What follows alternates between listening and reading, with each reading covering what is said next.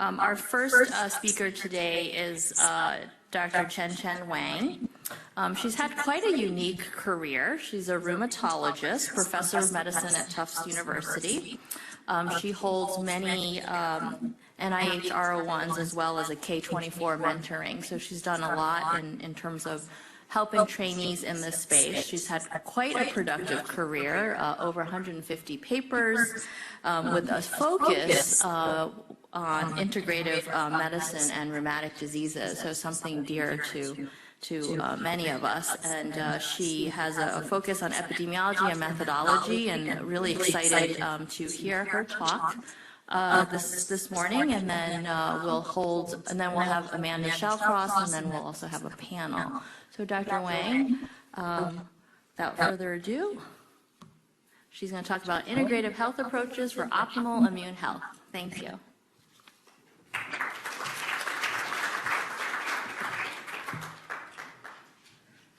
Okay, thank you so much, Dr. Husni. It's such a great honor to be invited here to meet many outstanding immunologists. So my talk will focus on integrated health approaches for optimal immune health. So for these years, in my long career, many people ask me, what is integrated health? What is integrated health approaches? How did you get into this field? So I'm not going to answer the second question until later from your question, but I only discuss the first, integrated healthcare. According to National Center Complementary Integrated Health website, integrated healthcare often brings conventional and complementary approaches together in a coordinated way. So integrated healthcare emphasizes the holistic, patient-focused approach to healthcare and wellness. So we're looking at patients, the whole person's health, whole patient, not only for one organ and the body system.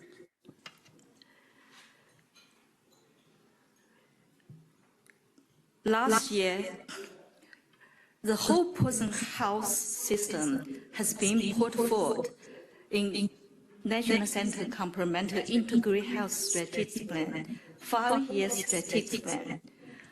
So from this framework, you can see, and this framework, this strategic plan has a focus on two big areas. One is natural products. Another one is my body practice. But currently, they have the change a little bit on nutritional, psychological, and physical. On nutritional, natural product, yesterday, we had great discussion about nutrition, microbiome, and diet. Because the current running trial for microbiome trial, but I'm not going to discuss nutritional natural product for this talk. I'm specifically focused on my body practice and discuss how my body practice and can help the long COVID. So after overview the integrated health, let's move the role of my body therapy on immune health system and for long COVID care. This was my assignment. So I read a lot on the airplane, try to understand this. Okay, so on the airplane, I read Scientific American this month, just published last week. So last week, Scientific American published this very great article, a meta-analysis. They had one meta-analysis of 41 studies worldwide. So they find that 43% of infected people develop long COVID. For long COVID, for long COVID, I follow Dr. Calabrese the talk. This translating approximately 30 million people affected in the US, because Dr. Calabrese gave 35 million. So this is similar, what I read from Scientific American. So another important point, so many studies, they find long COVID patients, when the people have the cognitive problem or the central nervous system deregulation, so they find some can cause damage in the brain. So this makes the very unique, very important. How do we cope? How do we use the coping strategy to help our patients treat long COVID patients with central nervous system deregulation? Last year in the ACR and osteoarthritis conference, we presented these abstracts. Has COVID pandemic impact the management of chronic musculoskeletal pain? This oral presentation twice. So we find 30 patients, around 18,000 from 36 countries, invest impact of COVID on chronic musculoskeletal pain.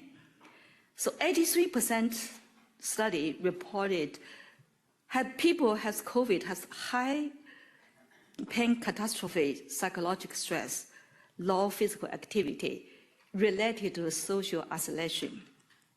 Also, around 67% report reduced treatment accessibility, which included osteoarthritis, fibromyalgia, low back pain, rheumatoid arthritis, and other and mixed pain.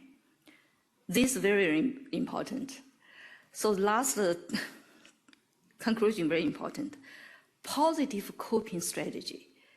So if a patient has a positive coping strategy, regulate physical activity, improve social support, and associate with positive physical, psychological, and immune health outcomes. So I'm going to go back to this later after I finish my review. Yeah. So I also read these articles on the airplane. So these biomarkers on long COVID, because Dr. Calabrese mentioned about the biomarkers has not been very much verified. The key question, the critical question, public health question, how to measure and relieve for long COVID. So this study published last month. The study, they find 28 study meta-analysis. 113 biomarkers they find was significantly associated with long COVID. So here you can also see they compare different comparison group also, and patient elevated inflammatory biomarkers for TNF, alpha, CRP, and L6.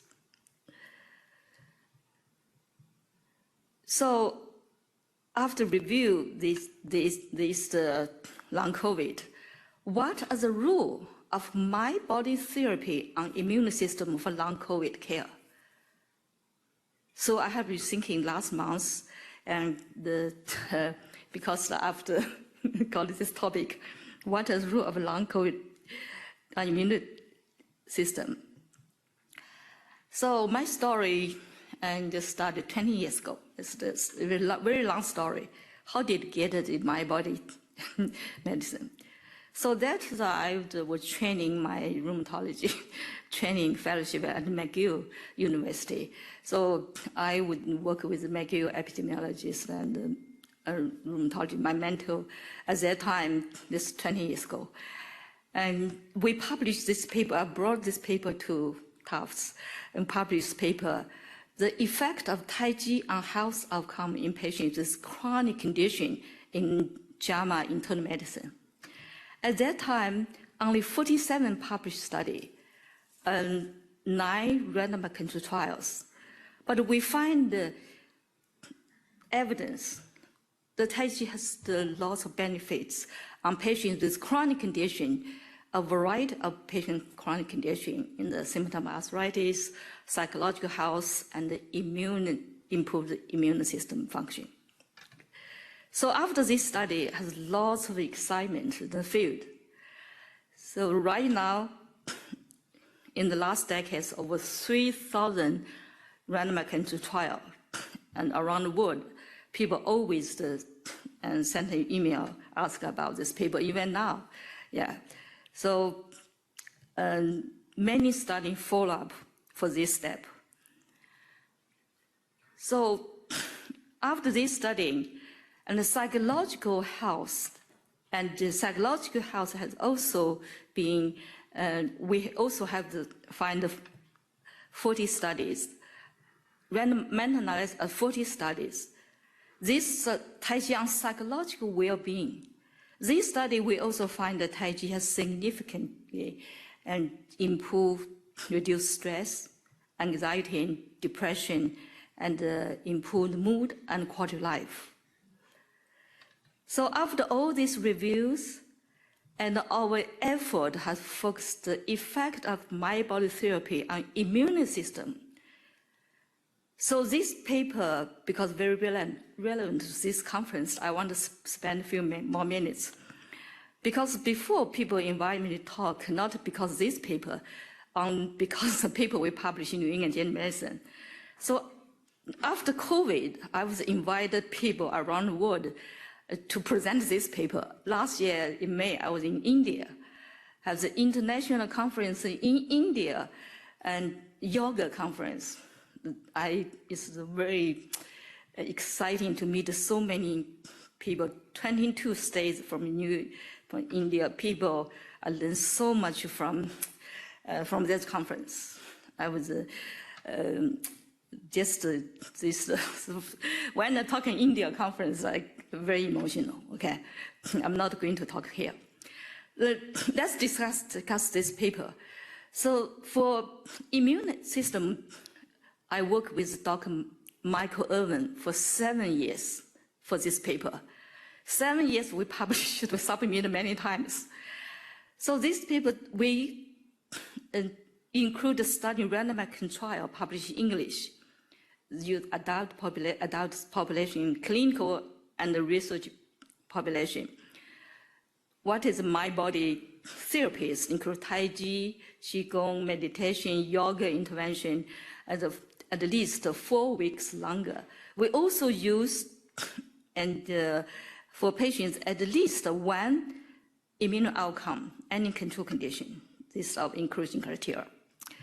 So it's the important because there was, how do we select study? How do we group these immune outcomes?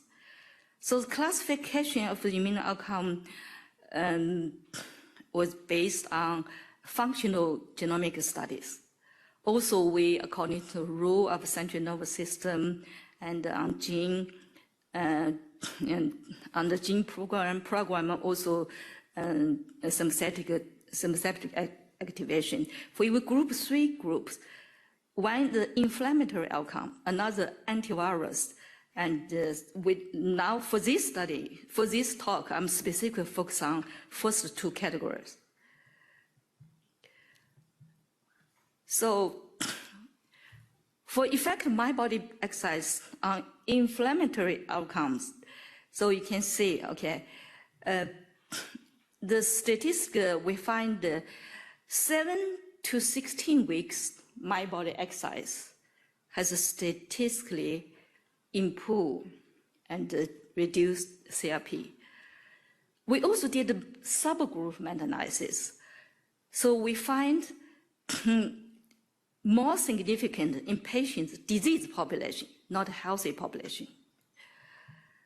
For IL-6, there's small effect, but insignificant effect. And TNF alpha, and also because we only have 3 studies, that's insignificant. So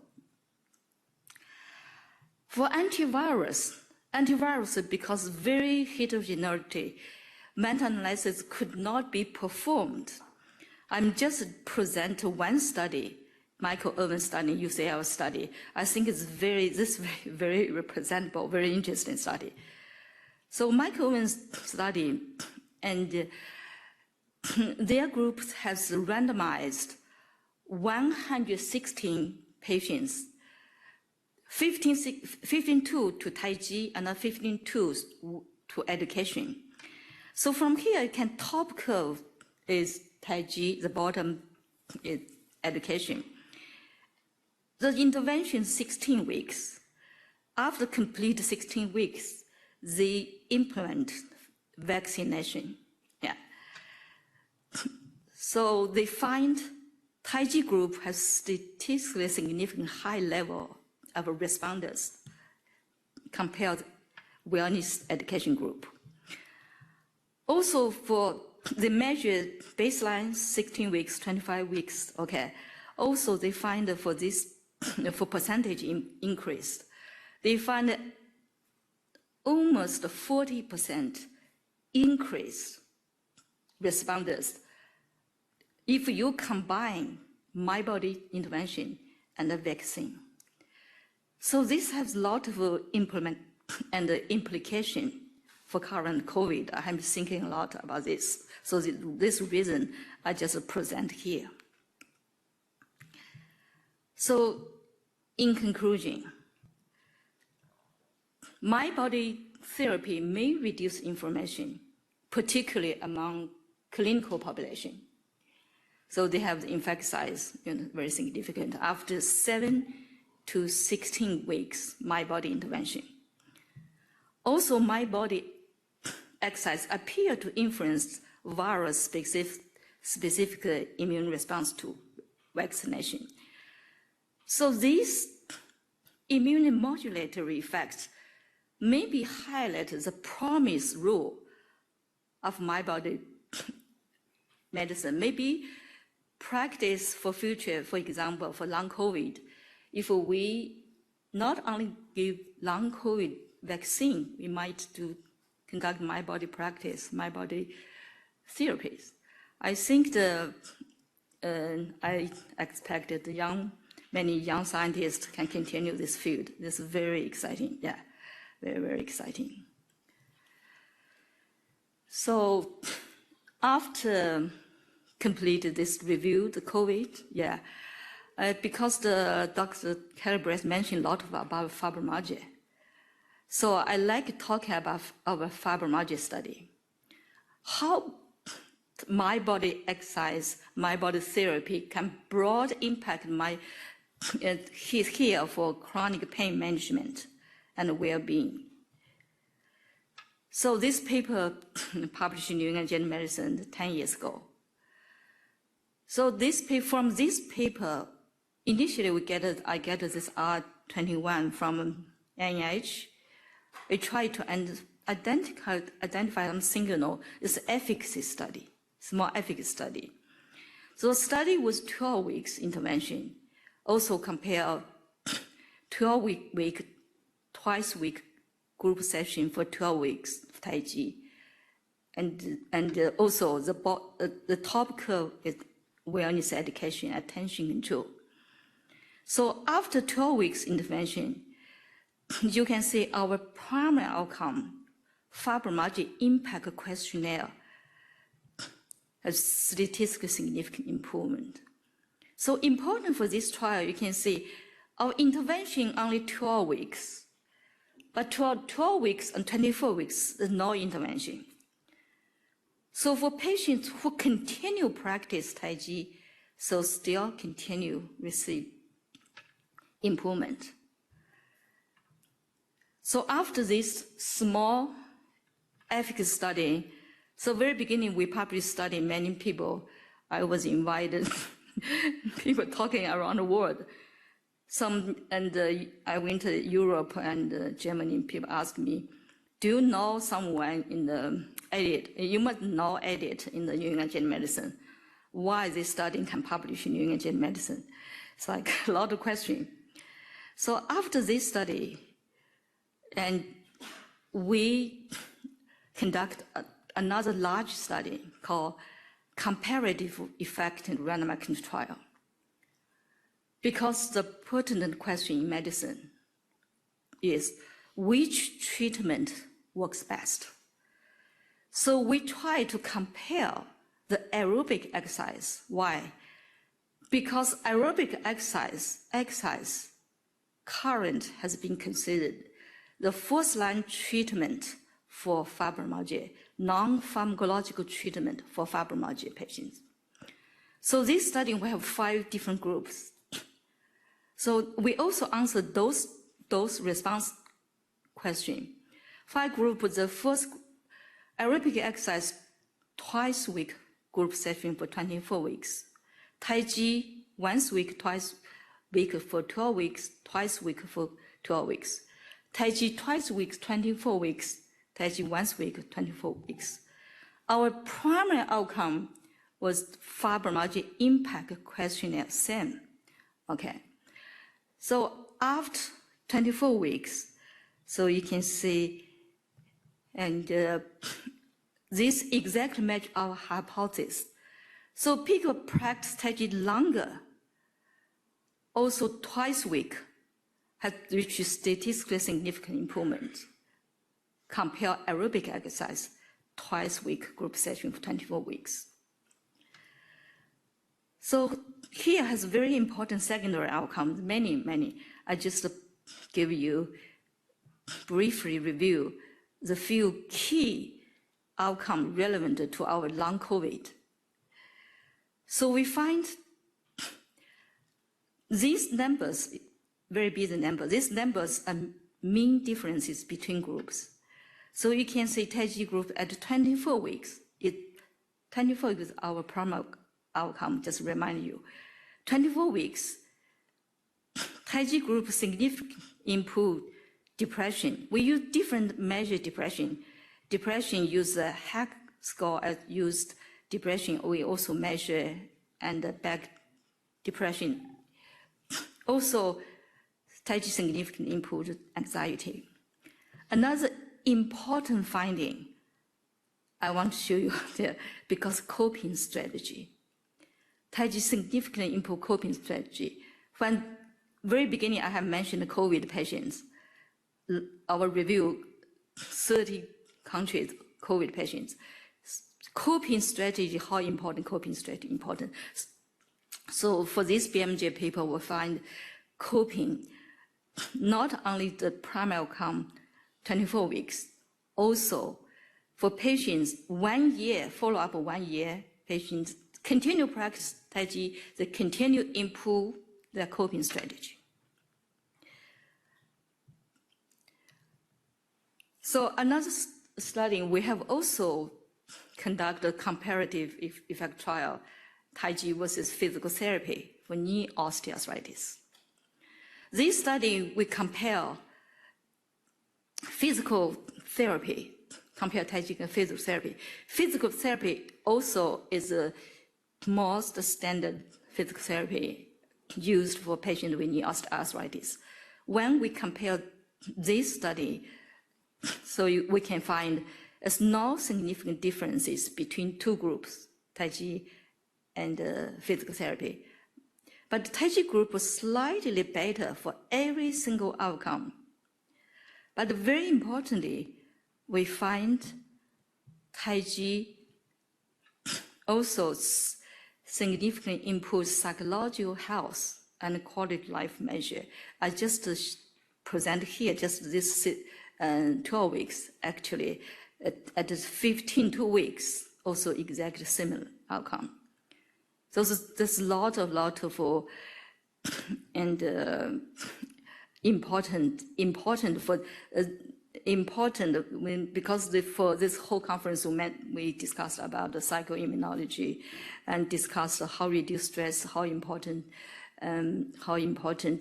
these relevant improve immune function. So this I have been thinking this a lot, and with future direction, how to reduce stress. Yesterday, John mentioned that reduce stress, how to and change microbiome, also change the whole person health.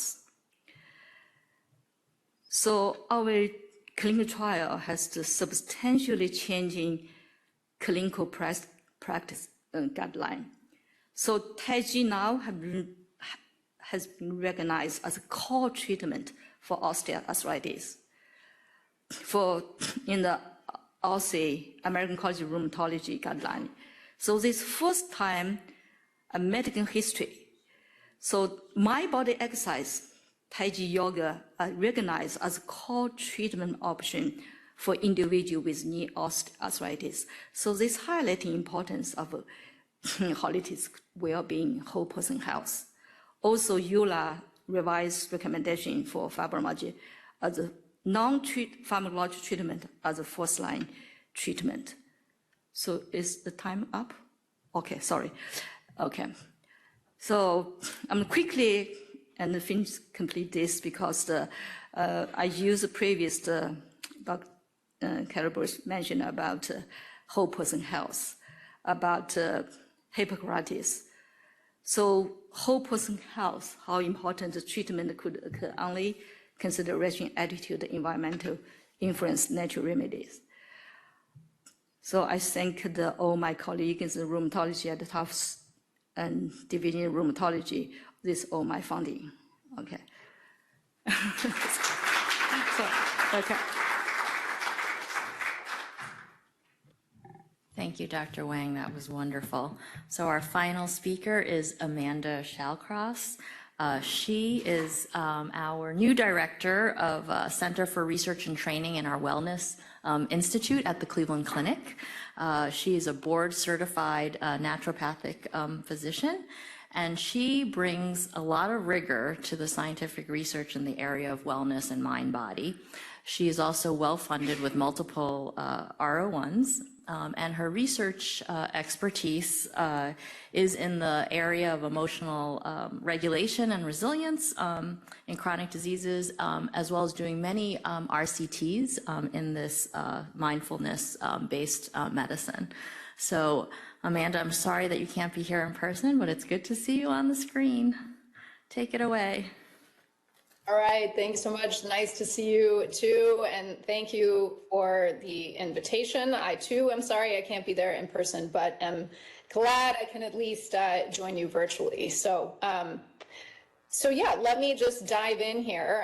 The title of my talk is Mindfulness Translational Evidence from Emotion Regulation to Clinical Care, which more or less maps on to kind of a linear trajectory of my work, many studies of which I will present. But just as a little disclaimer, I'm not a long COVID expert, and none of my work has really been done in long COVID patients, but I hope you will see, and I'm hoping to tie in the role of mindfulness in managing long COVID symptoms, and we'll chat just a little bit about that. But let's see, before we begin in earnest, I always like to start with my thank you slide. I don't know, just in case I pop off or otherwise perish during the course of this talk. This is like so important to thank all the people who have been involved in the studies I'll present.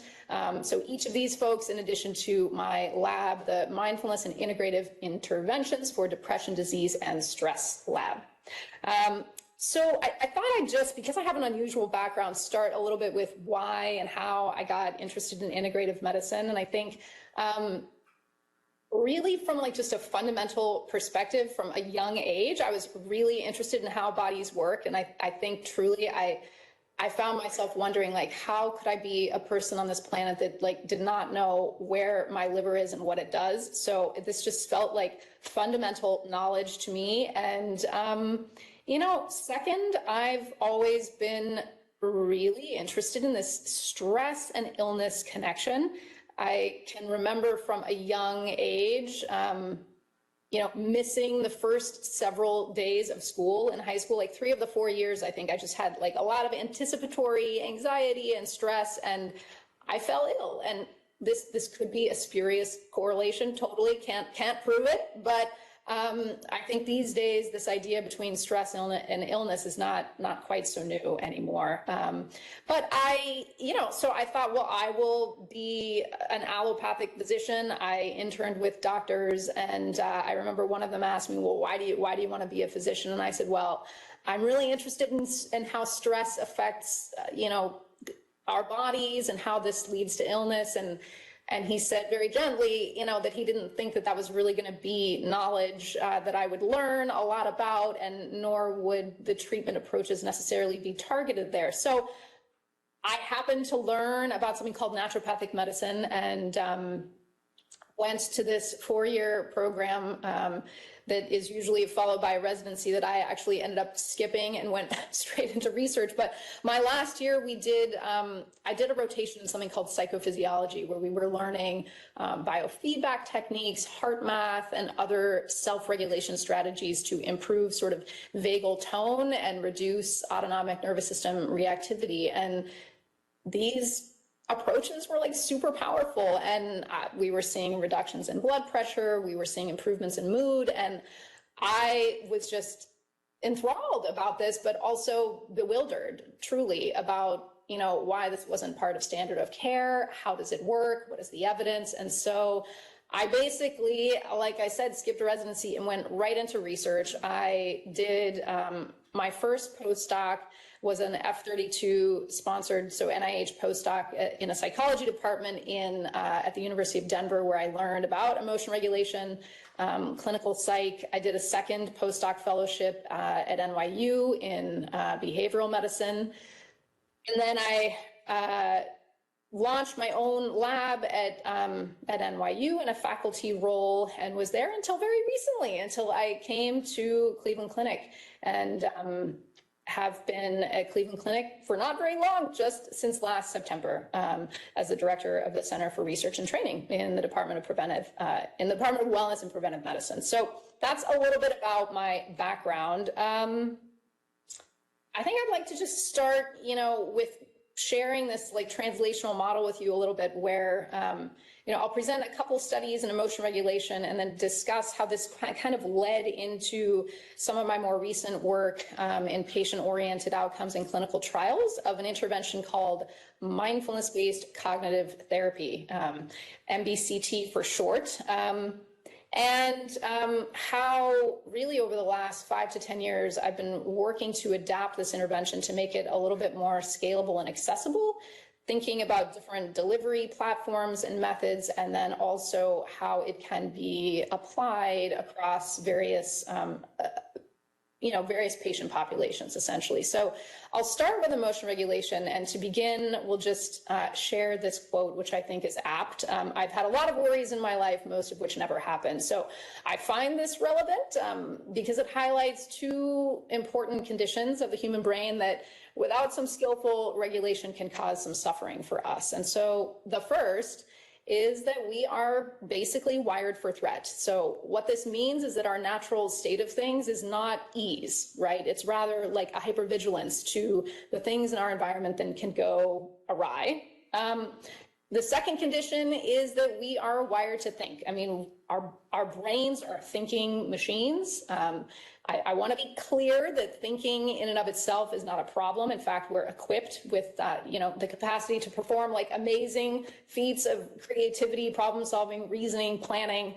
But thinking without knowing we're thinking is problematic, precisely because of this first condition, right? That we are wired for threat. So we're more likely to notice negative stimuli in our environment and to interpret said stimuli as threat. I think one example of this directly related to the quote, and that I think we can all relate to, is the idea that most, if not all of us, have, a voice inside our heads, like an inner roommate, if you will, that is like constantly narrating, judging, futurizing emergencies. And for those of you who are saying to yourself right now, what are you talking about? I don't have an inner roommate. That's the voice I'm talking about. So I think it was Annie Lamott who said, my mind is like a bad neighborhood. I never want to go there alone. The good news for all of this is that this is modifiable, because as human beings, we have the capacity to be aware of our internal phenomena, which is essentially what mindfulness is. It's like an open and curious awareness and acceptance of our internal experiences. And we'll talk a bit in a moment about how and why this might be helpful. So before that, let me just situate you a little bit in in a model that I use and colleagues use to kind of understand these processes and outcomes a little bit better. So essentially, our natural sensitivity to threat and what plays out among each of these core domains of functioning in our daily lives means that we experience biological levels of arousal that are felt as unpleasant sensations. Now, I'm going to flesh out this model a little later on in a few slides, but for now, I'll just focus on the emotional domain. So in the face of these unpleasant sensations, many of us, attempt to control or minimize these experiences by engaging in strategies like these. So these avoidant-based strategies. And I want to be clear that this tendency to avoid is not merely willful neglect. This is like an automatic tendency to turn away from that which is unpleasant.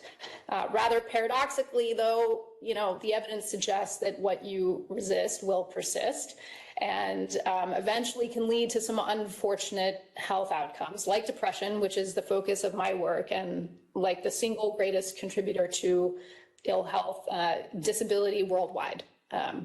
So at a very basic level, what I'd like you to take away from this slide is the idea that what we do to regulate our internal experience, in essence, our thoughts, our bodily sensations, and our emotions, is one of the most important predictors of health outcomes, and not just mental, but physical as well. So what to do about this tendency to avoid?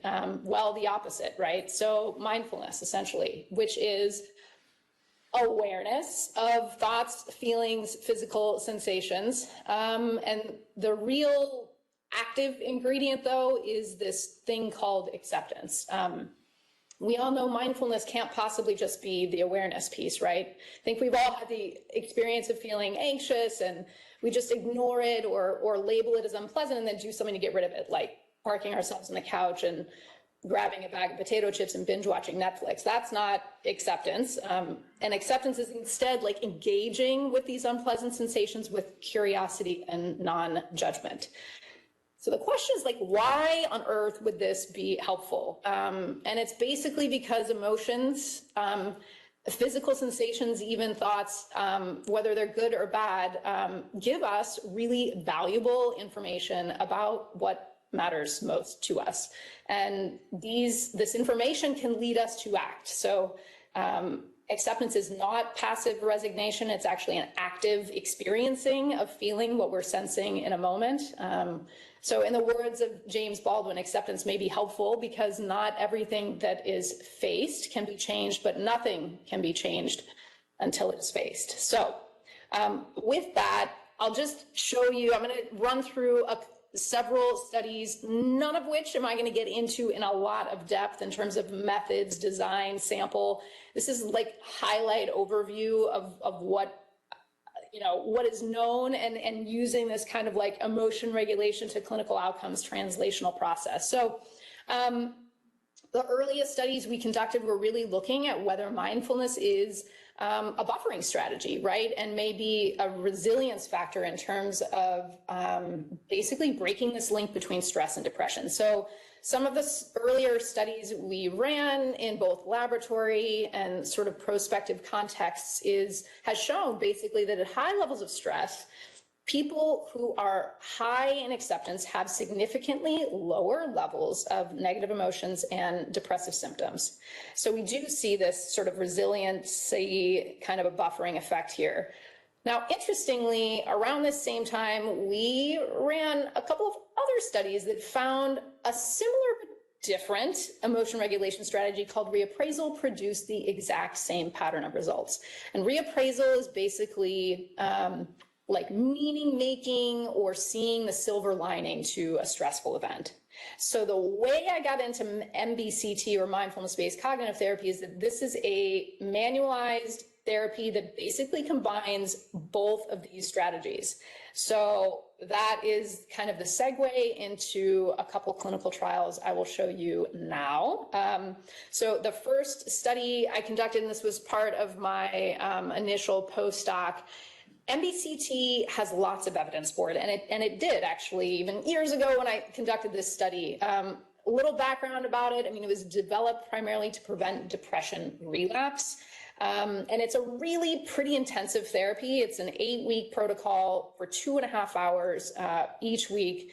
It's group-based, and historically it's been delivered in person. But what we didn't know, and what our study built on, was really the longer-term effects of MBCT, and we also compared it to an active control condition, which had never been done. You know, longer-term effects of this intervention is particularly important for people with recurrent MDD or major depressive disorder because it's such a relapsing condition. So here you can see, you know, and I'm not going to get into, again, like the methods here. I just wanted to demonstrate that, you know, the core finding of this study was that, you know, we would have expected relapse rates to be closer to about 80% in a patient population like this. And we were seeing, you know, relapse rates at really 60%. You will probably astutely observe we have no group differences here. And we really were very underpowered to detect such differences given how active this control group was. But the take home is that this is a pretty powerful intervention, and it is as effective as antidepressant medication for relapse prevention.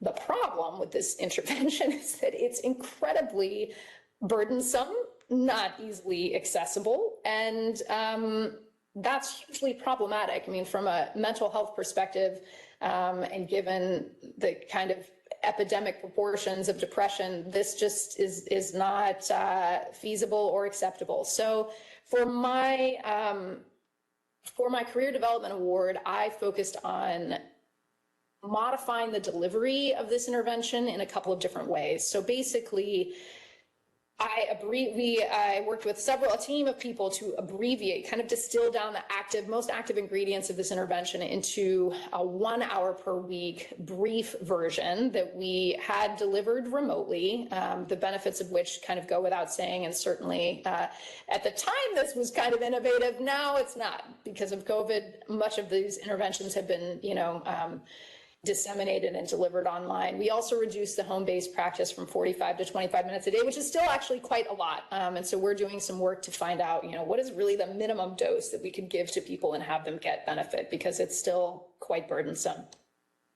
And we retained the group-based format. So basically, this was a live synchronous version of this intervention. And so these are just the highlighted results for the feasibility and acceptability, both for the open trial and the RCT, which we conducted as a part of this project. These figures and metrics actually are better than or on par with the full-length version. In fact, they're much better than the full-length version, I think, for everything except for maybe the satisfaction scores. In terms of efficacy, yeah, we're seeing clinically significant reductions, clinically meaningful changes in depression and anxiety, and these are effect sizes that are on par with the full-length version. So our hope is that this trial is actually starting to change the face of MBCT. And, you know, I think the advantages of this kind of go without saying. I won't go into this in depth, but I will say we did test this as a telephone delivered platform because we really wanted to make sure that technology wasn't going to be a barrier for people. But we are now testing video delivered versions of this as well.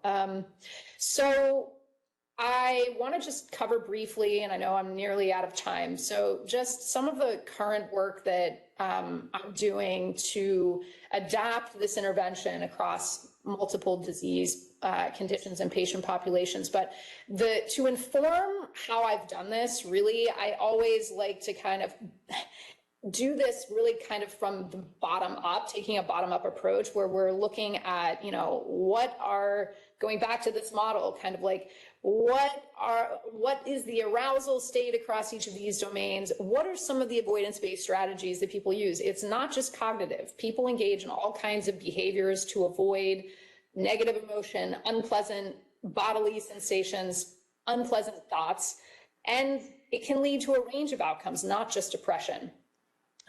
So a sample of, you know, some of the current trials that we're doing, this is a study where we're looking at depression and pain and migraine patients. There's another current 9-site trial that we're doing right now in end-stage renal disease patients who have pain and depression and opioid use.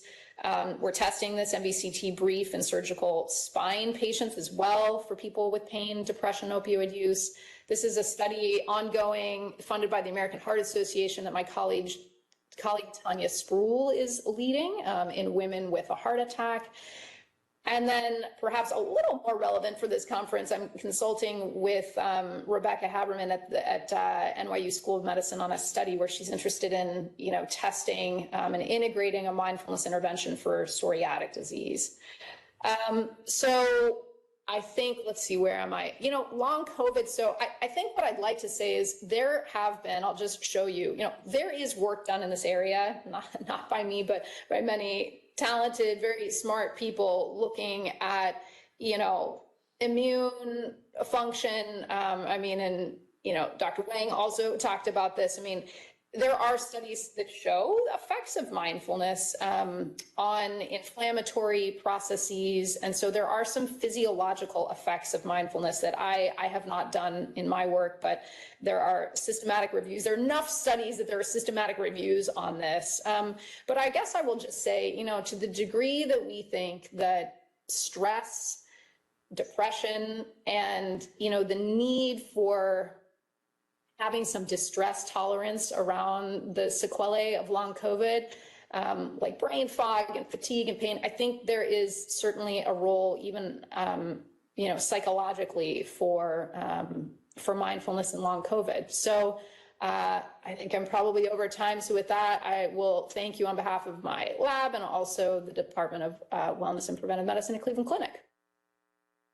Hey, that was really terrific, and we miss you here. It was great to hear this perspective. Chenchen, please sit. And let me start out this discussion by saying these are two great presentations on modalities that exploit mind and body that have shown varying effects. Pain, and pain is shared across so many conditions. And, I'm trying to focus on long COVID because this is our discussion this morning. But many people have embraced a concept that there are shared conditions that long COVID shares with fibromyalgia, which shares with chronic headache disorder, which shares with interstitial cystitis, which shares with fibro and fibro-like diseases that extend. So this is not an exclusive discussion of this. I would like to just start out by saying, how do you two that do this for a living parse the blowback of both from professional people and organizations, as well as patients that interpret the use of mind-body interventions and mindfulness as intimating that this is, the Cartesian notion that this is all in your head. I heard Pooja talk about, I've had near-death threats on COVID, on Twitter, from suggesting that these are viable areas. So you guys do this for a living. What is the discussion with patients? Like, I have a real disease. Don't tell me I'm depressed, or et cetera. I could say just very briefly, I think mindfulness is really agnostic around, and if anything, actually, I would say it's really aimed at validating. It's really, there's just this like curious, non-judgmental component to what is it that's coming up for you, because whatever it is definitely real. it's tuning into that which you report you're experiencing and not saying, well, this is all just in your head. If somebody says, I'm feeling, pain somewhere, a mindful-based approach would be to say, oh, okay, really tune into and pay attention to that pain. Not that that pain isn't really there because it's a manufactured artifact of a thought. So anyway, that's one just general comment. Okay. Chenchen?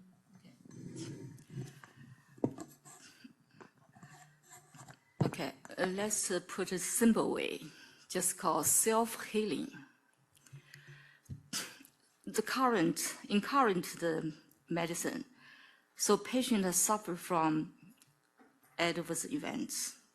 For my career, I observed many patients suffer from steroid and also biologicals, because also anti-seizure, antidepressant medication.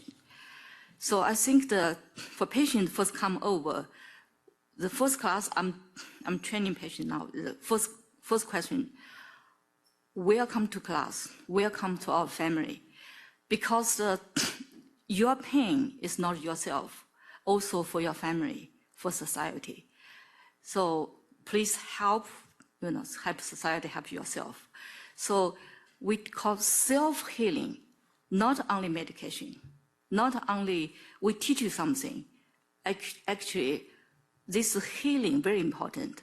So what immunology yesterday, your talk very inspired me. You mentioned about immunology, all about balance. So this is key. My body medicine, all about balance. Normalize balance. Where disease come from? The disease come from imbalance, from Eastern medicine philosophy. Disease is because the imbalance between yin and yang, because the imbalance blockage, this Chinese called qi, vital energy, along the meridian, the flow of qi meridian. So my body medicine is free of qi in balance, like the Hippocrates, we mentioned Hippocrates, internal, external environment. So all this because the patient's human life, health, disease are connected between internal, external environment regulated by my body. Because we have regulated patient mind body, teach them self-healing. You cannot rely on doctors.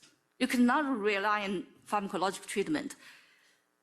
Improve self-efficacy for yourself. So we just complete my body microbiome clinical trial for first cycle. 12 patients, no one drop out. Every single patient tell us how much help them. They ask me, we ask feedback just this last week. They said, can you tell us why Western doctors don't know this? Let me ask Elaine. I appreciate your perspectives. Now, you guys do this for a living, and this is the focus of your work. So, Elaine, tell us a little bit about the challenges of using wellness strategies that have evidence base in practice. And what we have encountered as obstacles? Time, period. I think we are in a society that we are racing against time. Time to get information in, time to talk to the patient, time to develop a relationship, time to see the next patient. And I think one of the first things that fall off the list is that healing relationship and power, because we have to type on my Epic, and so I think that's our biggest challenge, I feel. I think that What about from the patient adherence perspective? So I feel that there are, just like when you're trying to stop smoking or smoking cessation programs, there's always a strategic intervention and the time and place. And I think I do not know when that right time and place is for that patient. So meeting at where the patient is, I find difficult because I, see a long COVID patient and I feel, wow, this is ripe for, some mind-body, intervention to share with them. And it may not be their right time. And I am not,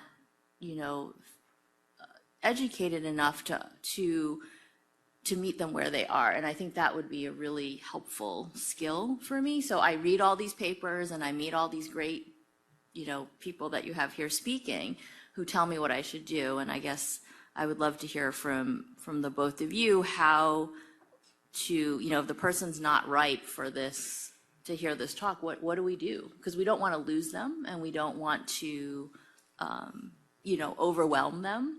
And I think that's an important sort of timeline concept of when you can strategically intervene. I mean, my concept of this is that, I embrace the results of both types of interventions and the evidence that, I'm well familiar with in terms of outcomes. I find that in clinical practice, recommending these these types of interventions and not MBCT, because it's so hard to find this type of resource, but even MBSR, the as-treated analysis of patients in practice, this falls off very, very rapidly. Even when our studies of online mindfulness practices using apps that are hand-picked and given to patients, the dropout rates are very, very high. And what I have learned from this is that there has to be huge empowerment messages coming from the doctor, the practitioner, and people around to make these types of interventions actually work. That is my impression. If patients believe this, it's not just giving them a handout and walking out the door. So are there strategies that are high throughput that that either of you encourage to we're talking 7 million people with long COVID. They're not all going to get up close and personal management. So how do we start this?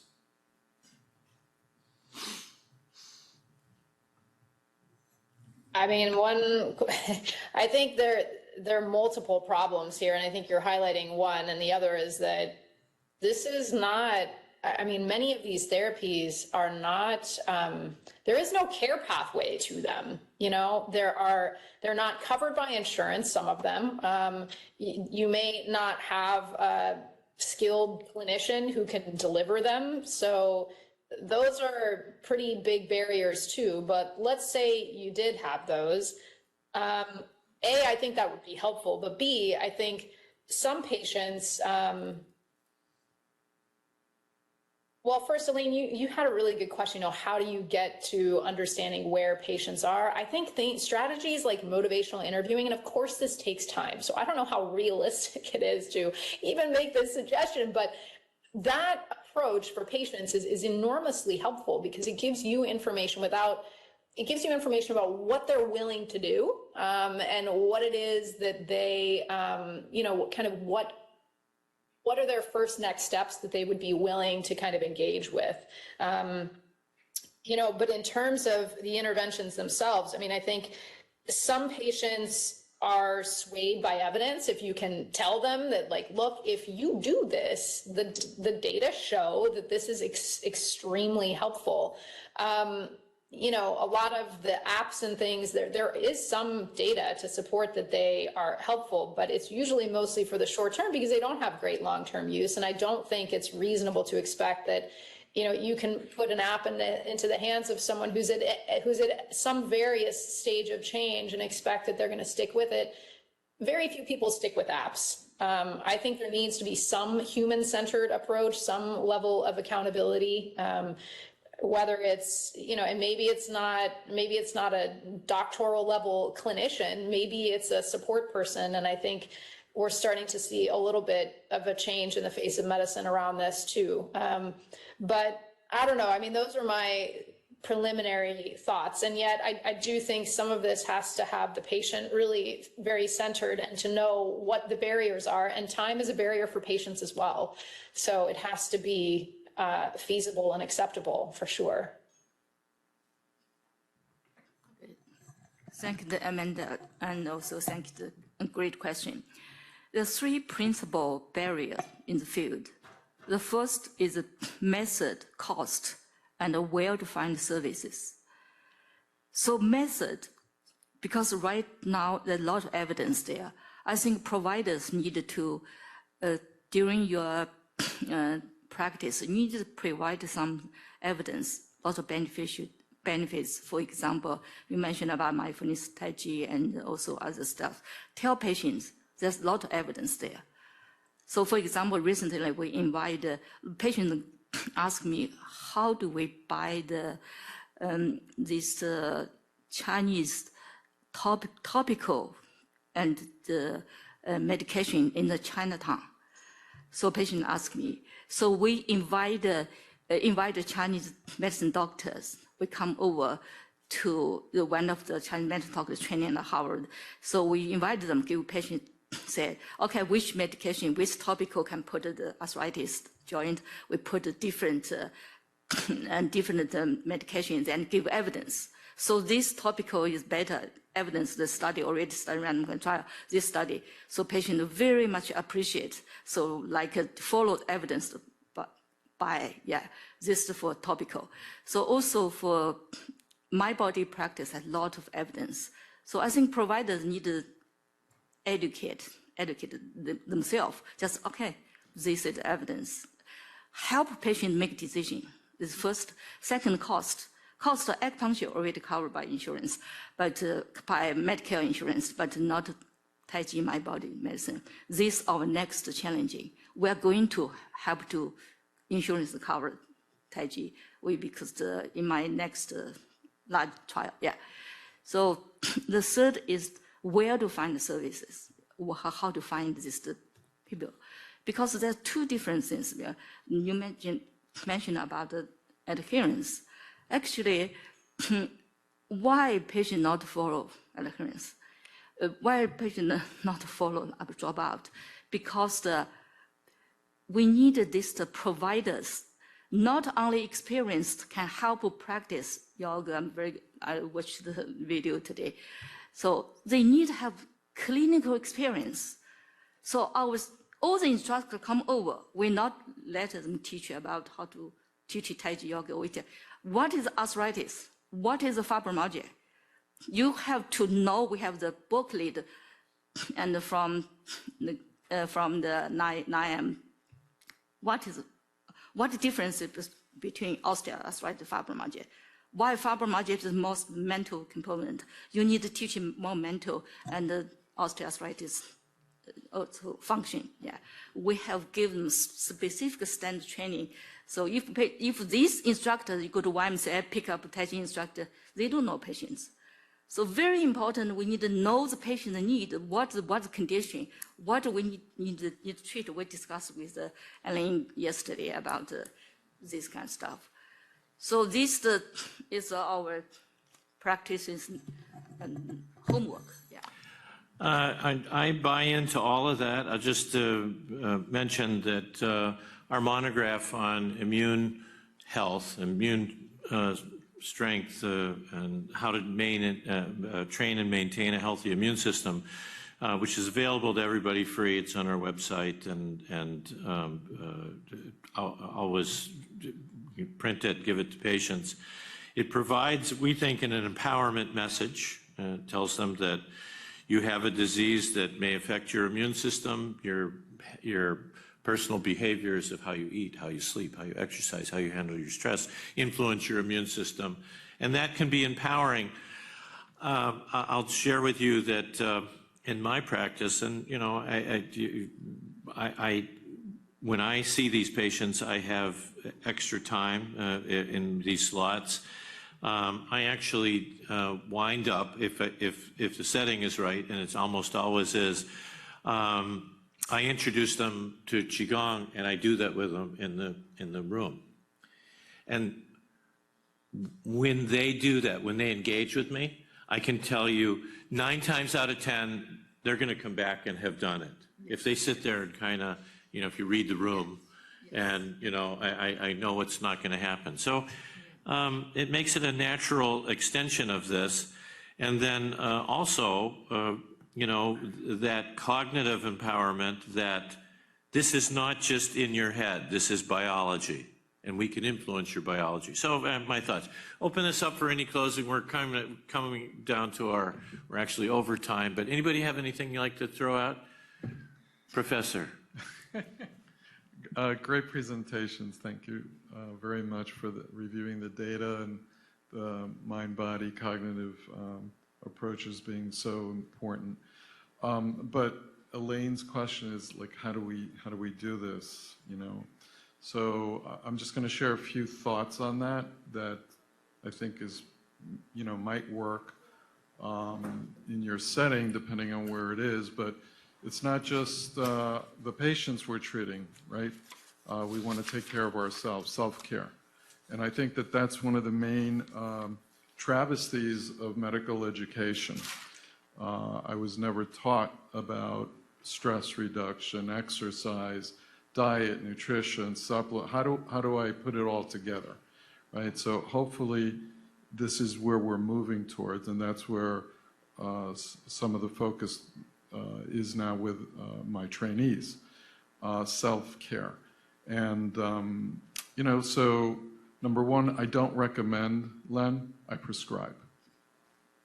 So I will write out in a prescription, just like I would a pharmaceutical intervention or an advanced therapeutic, I will write out breathing. And we will do it at least one time in the visit. It only takes 2 or 3 minutes, okay? And I don't need to do another C-dye, okay, when I've got enough of them and my EHR is blaring at me. So I'd rather spend 3 or 4 minutes, even 5 minutes doing that, because I think that the take back from the patient is going to be more powerful. And then I engage my apps, my support staff, to follow up. And actually, we set up another visit which will be on all these modalities, but we'll only pick one area. We're not going to do them all. And perhaps every third visit of a conventional, let's call it a conventional visit, we're going to dedicate to these interventions. And I think that over time, that begins to add up. And so depending on where you're practicing and how you're set up, you know, this may be something you can do, you know, Monday, you know, 4-7-8 breathing or the basics of Qigong. And the second part I wanted to just say is that in the world traditions of healing, traditional Chinese medicine, yoga, the energetics, and understanding that the energetics are affected not just in the physical form that we in the West have learned basic science and molecular science. The energetics are perturbed, and Dr. Wang just referred to Qi. So there are all those areas for us to explore and how that affects the immune system. But having resources on the outside where people can learn about breathing, about Tai Chi, about Qigong, basic yoga, and then having some type of communal setting. So we do that through Zoom classes, and the community is set, but we need a moderator so it doesn't get hijacked. Thank you so much. So I'm going to wind this up and just review that the ethos and the philosophy of this meeting. This meeting started, over a decade ago, and it was all about basic and clinical immunology in the very traditional sense.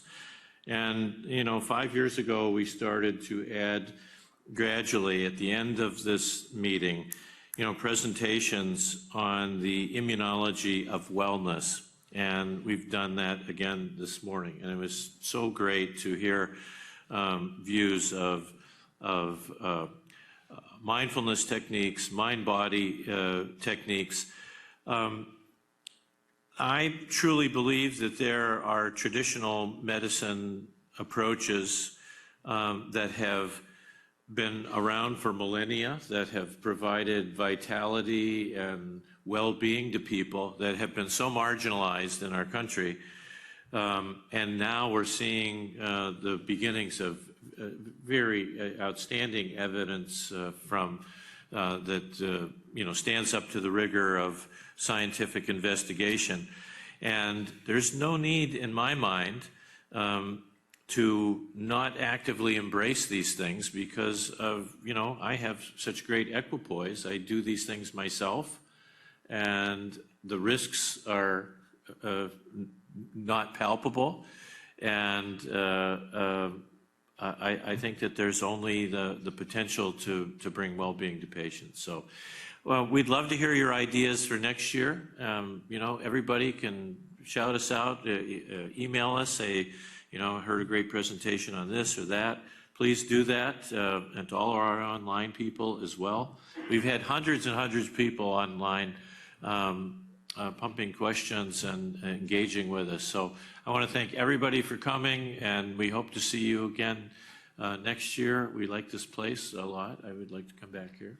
So thank you.